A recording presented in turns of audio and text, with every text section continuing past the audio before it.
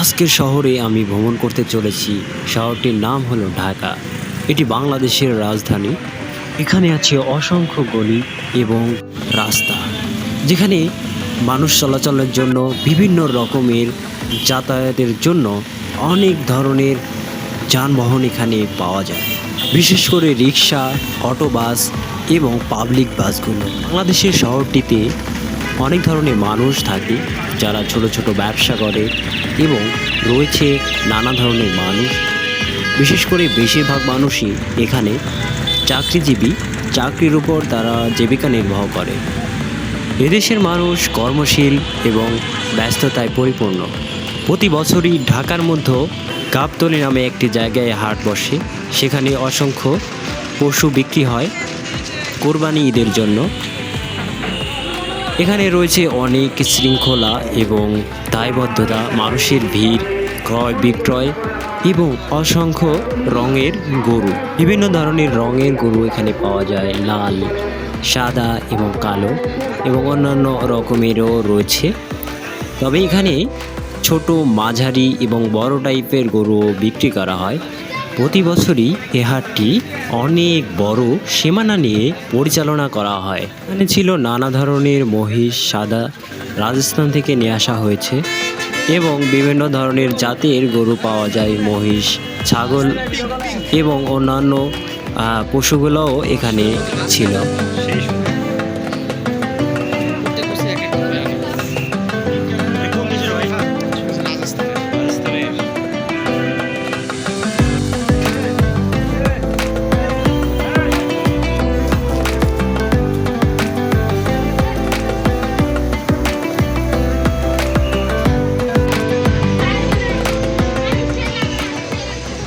আজকের আবহাওয়াটা এমন যেন মাঝে মাঝে হয় বৃষ্টি, আবার রোদ। যারা গরু ব্যবসায়ী ছিল তারা তাদের গরুগুলো পরিচালনা করছিল ঠিক ভালোভাবেই। এখানে কোনো সমস্যা তেমন একটা ছিল না।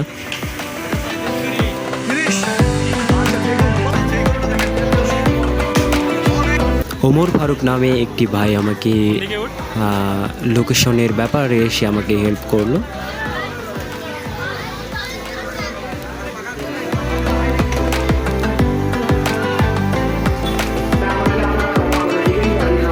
এখানে গরুগুলো পৌঁছাতে অনেক কষ্ট করতে হয়, অনেক জার্নি করতে হয়। বাংলাদেশে প্রায় 64 জেলা থেকে এই গরুগুলো এখানে মূলত এসে থাকে এবং এই গরুগুলো এখানে ঈদের আগে বিক্রি করা হয়। মূলত এখানে অনেক টাইপের গরু থাকে, বড় হোক, মাঝারি হোক এবং ছোট। এখানে আবার অনেক ধরনের ছাগলও পাওয়া যায়।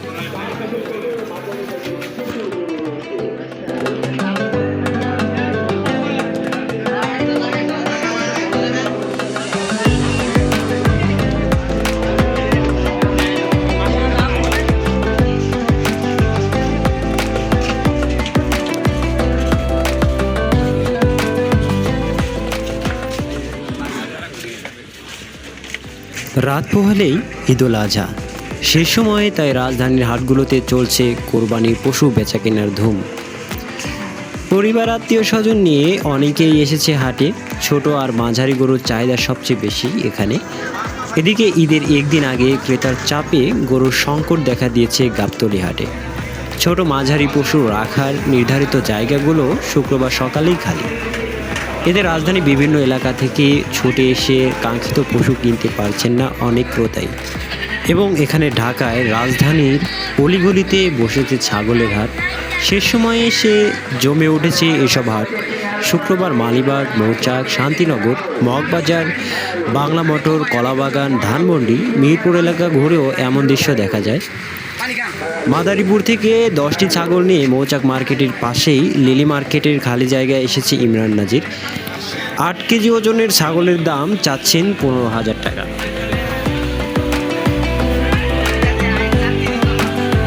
সাধারণত ব্রিটিশ আমলে বর্তমান ঢাকার জাহাঙ্গীরনগর মকিমাবাদে পরগনার জমিদার হাজী মুন্সি লাল মিয়া সাহেব ঢাকার মিরপুরে মাজার রোড এলাকাতে বসবাস করতেন। ছিলেন একজন সমাজসেবক। ধার্মিক ও দানশীল ব্যক্তি। তিনি 1917 সালে মাজার রোডে 2018 সালের দিকে মিরপুর গ্রামের পাশে গাবতলীতে পশুর হাট প্রতিষ্ঠা করেন। তখন এখানেই সপ্তাহে একদিন হাট বসত এবং এই এলাকা সহ আশপাশ এলাকাতে লোকজন পায়ে হেঁটে নৌকায় চড়ে হাটে এসে বেচাকেনা করত। তখন এই হাটটি ছিল তুরাগ নদীর পাড়ে, বর্তমান মাজার রোডে অবস্থিত। এই নদীকে কেন্দ্র করে নদীর পাড় ধরে একটু উঁচু এলাকাতে মানুষ বসবাস করত। আর তুরাগ নদীর পাড়ে এই হাটটি অবস্থিত হওয়ার কারণে দিন দিন এটি জমজমাট হয়ে উঠতে শুরু করে।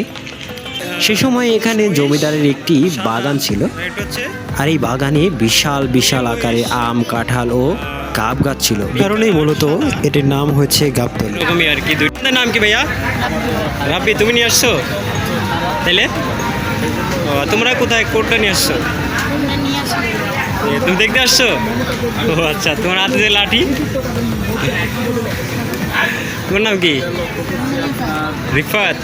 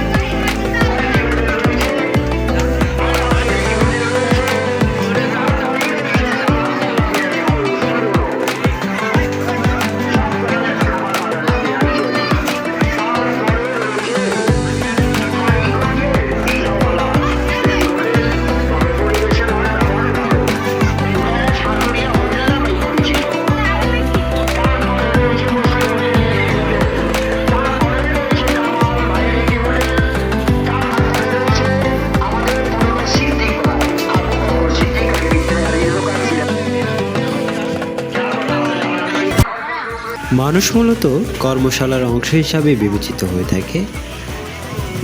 আমি গরুর হাটে সবাইকে ব্যস্ত হতেই দেখেছি। দূর দূরান্ত থেকে যাত্রাপথে অনেক গরু অসুস্থ হয়ে পড়ে, শ্বাসকষ্ট, খাবারের অরুচি, এ কারণে গরুগুলো দুর্বল হয়েও যায়। এখানে পশু ডাক্তারেরও ব্যবস্থা আছে, তারা যত্ন সহকারে হাট এবং নিজেদের পশুগুলো পরিচর্যা করছে। বলা হয়ে থাকে এটি বাংলাদেশের একমাত্র বৃহৎ হাট। এখানে ছোট ছোট দোকানও ছিল যেখানে প্রয়োজনীয় আসবাবপত্র বিক্রি করা হতো। গরুর ভুসি থেকে শুরু করে গরুর খড় ছিল, কাঁচা ঘাস এবং নানান প্রয়োজন বিধি অনেক কিছুই এখানে পাওয়া যেত এবং সব কিছুই এখানে ব্যবস্থা করা হয়েছে।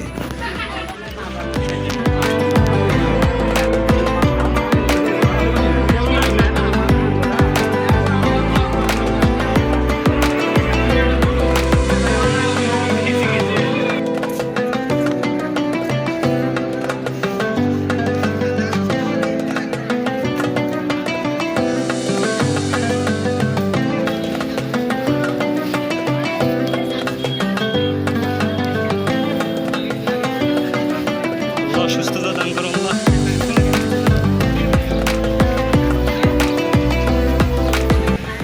এখানে আসতে পেরে সত্যি অনেক ভালো লাগছিল। বাংলাদেশের এরকম একটি হাটে সত্যি মানুষ তার সহজভাবেই প্রয়োজন মেটাতে পারে।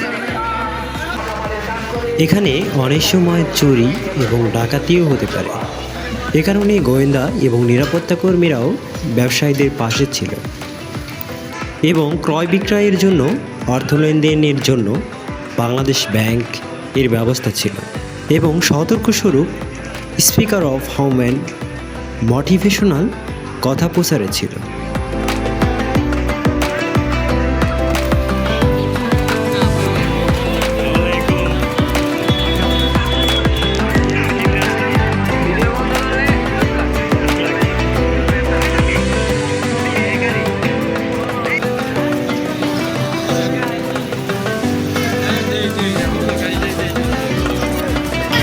রেম মাথা লাগাও আসো লাগাও নাম কি? রেম রেম। রেম রেম প্রেম। আপনার নাম কি ভাই? হ্যাঁ আমার নাম জুয়েল রানা আপনি কোথা থেকে আসছেন? নওগাঁ থেকে গঙ্গা থেকে। কত দাম চাচ্ছেন? 11.5 লক্ষ। 11 লক্ষ। নতুন কোনো ভিডিও নিয়ে আল্লাহ হাফেজ। আল্লাহ আপনাকে ভালো রাখুক। জাযাকাল্লাহ।